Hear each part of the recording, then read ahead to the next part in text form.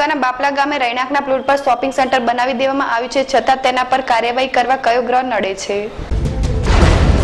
જુઓ અમારો વિશેષ અહેવાલ। શોપિંગ સેન્ટર પર કાર્યવાહી ક્યારે? બાપલામાં હરાજીના પ્લોટોમાં બનેલા શોપિંગ પર ક્યારે કરવામાં આવશે કાર્યવાહી? સરકારના નિયમોના વિરોધમાં રહેણાંક પ્લોટમાં બનાવેલા શોપિંગ પર ક્યારે પડશે બુલડોઝર? તાલુકા વિકાસ અધિકારી દ્વારા ક્યારે કરવામાં આવશે કાર્યવાહી?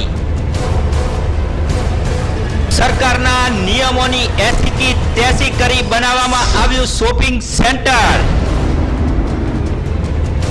ફાળવેલા હરાજીના પ્લોટો ક્યારે લેવામાં આવશે પાછા?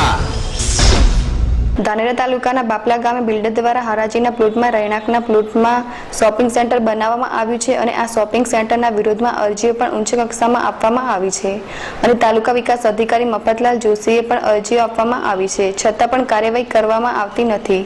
તેને લઈને લોકોમાં ચર્ચાનો વિષય બની ગયો છે। બાપલાના સરપંચ દ્વારા પણ તાલુકા વિકાસ અધિકારીને એક અરજી આપવામાં આવી છે અને તેના પર કયા પ્રકારની કાર્યવાહી કરવી તેવી અરજીઓ પણ આપવામાં આવી છે। આ બાપલામાં બનેલા શોપિંગ સેન્ટર વાળી જગ્યા હરાજીના પ્લોટો હતા અને તેના પર બિલ્ડર દ્વારા શોપિંગ બનાવી દેવામાં આવ્યું છે, જેથી જગ્યા આપવામાં આવી છે ત્યારે સરકારના નિયમોને આધીન જગ્યામાં આપવામાં આવે છે, ત્યારે આ તમામ નિયમોની 80 કે 83 કરી બિલ્ડર દ્વારા શોપિંગ સેન્ટર બનાવી દેવામાં આવ્યું છે। હવે જોવાનું એ છે કે આ જગ્યા શરત ભંગ ક્યારે થશે અને આ શોપિંગ સેન્ટરને બિલ્ડરથી ક્યારે તોડી પાડવામાં આવશે તે તો આવનારો સમય જ બતાવશે। હાલ તો બાપલા ગામે આ શોપિંગને લઈને ચર્ચાનો વિષય બની ગયો છે। જાણવા મળતી માહિતી મુજબ બાપલાના કેટલાક જાગૃત નાગરિકો દ્વારા પણ જિલ્લા કલેક્ટરને અરજીઓ આપશે તેવી પણ લોકોમાં ચર્ચાઓ થઈ રહી છે। હવે જોવાનું એ છે કે ધાનેરા તાલુકા વિકાસ અધિકારી આ ગેરકાયદેસર શોપિંગ સેન્ટર પર કાર્યવાહી ક્યારે કરાવશે અને આ શોપિંગ બન્યું છે તેની જગ્યા પર શરત ભંગ પાછી ક્યારે લેશે તે તો આવનારો સમય જ બતાવશે।